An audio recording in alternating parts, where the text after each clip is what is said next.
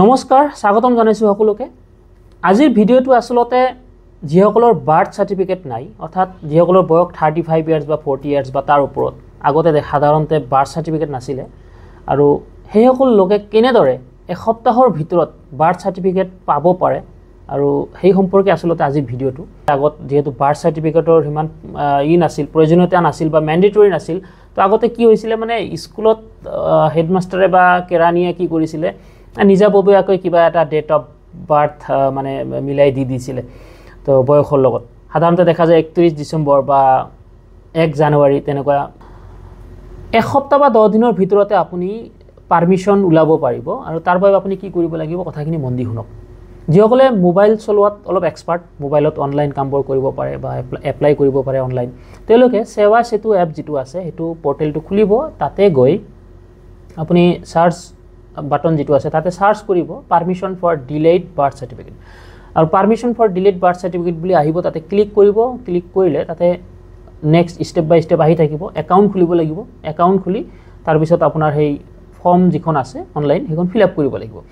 এটা যিসকল ব্যক্তিয়ে মোবাইল ভালদৰে মানে অনলাইন কামবোৰ কৰিব নাজানে এপ্লাই কৰিব নাজানে তেওঁলোকে এটা কাম কৰিব খুব সহজভাৱে 100 বা 200 টকা ল'ব highest CSC common service centre আজিকালি বহুত কমন সাৰ্ভিস সেন্টাৰৰ দোকান আছে অৰ্থাৎ আমি যা কম্পিউটাৰৰ দোকান বুলি কওঁ কম্পিউটাৰৰ কাম কাজ কৰে তাতে যাব তাতে গৈ আপুনি হিয়তে এপ্লাই কৰি দিব এটা আপোনাৰ ডকুমেন্টস কি লাগিব হেতু হৈছে মূল কথা চাও নাম্বাৰ 1 1966 ৰ ভোটাৰ লিষ্টখন লাগিব অৰ্থাৎ তাতে পিতৃ মাতৃৰ নাম থকা বা ককা আইতাৰ নাম থকা যিখন লিষ্ট আছে 1966 ৰ সেই লিষ্টখন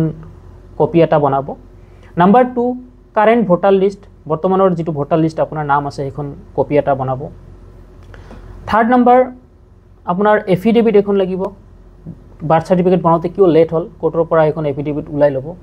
ফোৰ্থ নাম্বাৰ স্কুল সাৰ্টিফিকেট বা এডমিট কাৰ্ড মেট্ৰিকৰ হেখনত আপোনাৰ ডেট অফ বাৰ্থ আছে হেখনৰ কপি এটা লাগিব ফিফথ নাম্বাৰ আপোনাৰ হস্পিটেল সাৰ্টিফিকেট এখন লাগিব হস্পিটেলৰ পৰা এখন আপোনাৰ আনুমানিক বয়স কিমান এজ প্ৰুফ হিচাপে এটা সাৰ্টিফিকেট দিব হস্পিটেলৰ পৰা সিক্সথ নাম্বাৰ পঞ্চায়ত সাৰ্টিফিকেট এখন লাগিব ৰেসিডেন্স সাৰ্টিফিকেট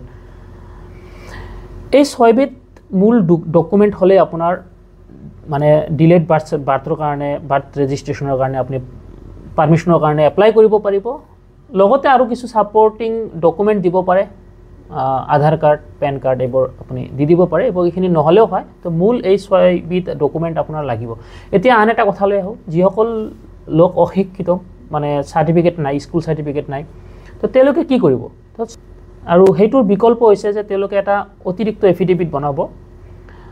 আপোনাৰ আপুনি যে পঢ়াশুনা কৰা নাই আপোনাৰ আনুমানিক বয়স কিমান হেতু আপুনি ডিক্লাৰেশন দিব বা আপোনাৰ পেৰেন্টছে দিব লগতে আপুনি গাঁওবুঢ়াৰ সাৰ্টিফিকেট এখনো দি দিব পাৰে তো বা ওয়াৰ্ড কমিশনাৰৰ সাৰ্টিফিকেট এখন দি দিব পাৰে তো এখিনি অল্টাৰনেট ডকুমেন্ট হিচাপে ইউজ কৰিব পাৰে আপুনি সহজ কথাত CSC ত যাওক হিয়তে আপোনাক ভালদৰে বুজাই দিব কি লাগিব তো এখিনি আছিল আজিৰ ভিডিওটো সো লগ পাম পৰৱৰ্তী ভিডিওত ধন্যবাদ